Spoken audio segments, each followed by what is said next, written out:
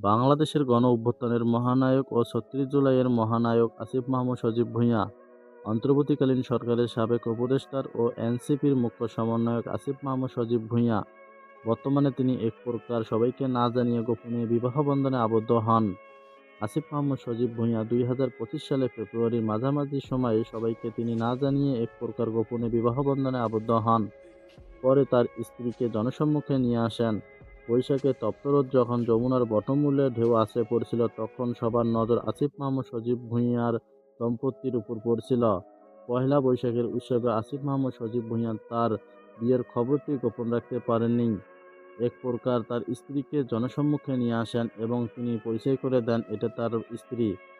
বাংলাদেশের গণঅভ্যুত্থানের নায়ক ও ৩৬ জুলাইয়ের মহানায়ক আসিফ মাহমুদ সজীব ভূঁইয়া, অন্তর্বর্তীকালীন সরকারের সাবেক উপদেষ্টা ও এনসিপির মুখ্য সমন্বয়ক আসিফ মাহমুদ সজীব ভূঁইয়া বলেন, আমি সবাইকে না জানিয়ে ফেব্রুয়ারি মাসের মাঝামাঝি সময় আমি বাগদান সম্পন্ন করি। তো আমার দম্পতি এবং আমার জন্য সকলে দোয়া করবেন। তো ভিডিওটি কেমন লাগলো? যদি ভালো লেগে থাকে অবশ্যই সাবস্ক্রাইব করে পাশে থাকবেন। ধন্যবাদ।